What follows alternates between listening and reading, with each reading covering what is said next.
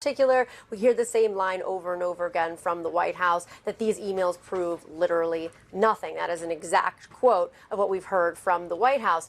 Now, it was also clear that President Trump, he doesn't want to talk about this. This is him earlier today when asked by our producer, Kit Mahar, about those Epstein files and those emails. Sir, any response to the Epstein emails that mention your name?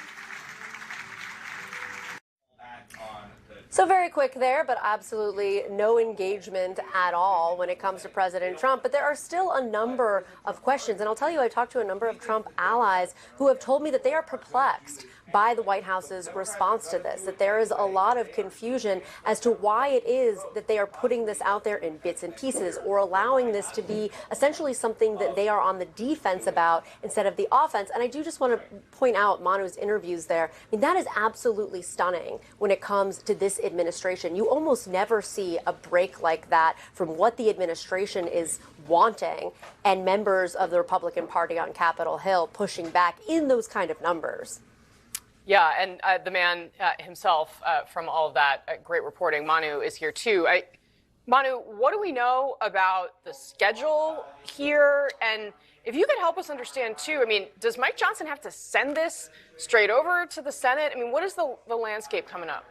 Yeah, we expect to vote probably earlier next week, potentially as early as Tuesday. And the big question is going to be not if this will pass, but by how much and how many Republicans will ultimately break ranks. And talking to Republican sources, they are bracing for mass defections from the White House. And the big number to watch here is whether or not 2/3 of the House majority will vote for this. And that, of course, is the important number because that is a veto-proof majority if it does get to that. In talking to Republicans today, it seems like that is possible at this point. Now, Trump, of course, will lay pressure down. Maybe they'll change the calculus here, but a lot of Republicans are making the decision that, look, we support full transparency. It's going to be hard for them to stomach voting against a bill simply calling for the release of these files that could shed new light over this sex trafficking ring. So that's going to be the big question in the next week or so. How many of those members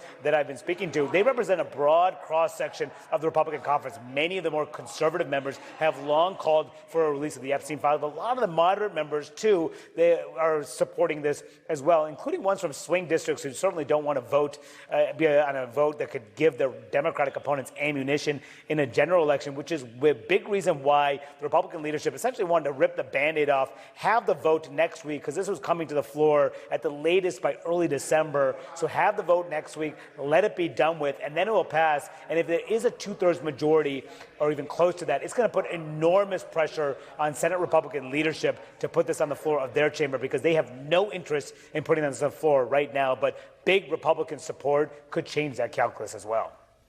All right, Manu Raju, Kristen Holmes, thank you very much for starting us off with this. And joining us now, a key member of the House Oversight Committee, Democratic Congresswoman Jasmine Crockett of Texas. She also sits on the House Judiciary Committee. Congresswoman, thanks very much for being here. Absolutely. At this point, does the House Oversight Committee have, to your knowledge, more documents to put out? Do you know more about what these documents may say about President Trump or other powerful politicians that the public does not know yet?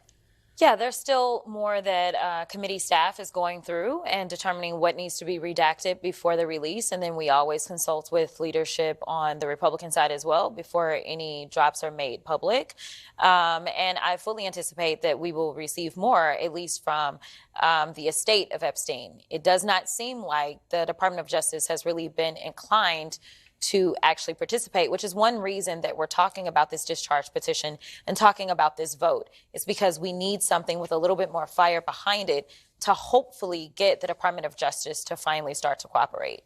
Why is it that Epstein's estate, I mean, Todd Blanche, the president's deputy attorney general now, he wrote this morning that when he went to interview Ghislaine Maxwell, quite a moment, that law enforcement didn't have the materials that Epstein's estate hid for years and only just provided to Congress. Why is he saying this now, and why is the estate talking to Congress if not to the... Have you ever heard of SWAT-A? That's exactly what we've got going on. And it was interesting because you made a Freudian slip. You said the president's attorney. You're right. That's who he is. I should have said former personal attorney. That's who he is, though. Like, I'm sticking with it. I get what you got to say. But at the end of the day, that's what he's been trying to do. He's been trying to do Trump's bidding. He has not been acting like anyone's attorney general. And we know that when it comes down to whether you're the deputy or whether you are, say, Pam Bondi, the actual AG, you are supposed to be the people's attorney. But she has decided that she wants to neglect the people and do whatever it is that Trump wants her to do, along with Todd Blanche. So here it is. He's like, well, I didn't have all the information. Well, sir, did you try to get the rest of the information? Do we know for sure that the Department of Justice didn't have this information? And if they didn't have this information, do we know whether or not they actually deleted this information?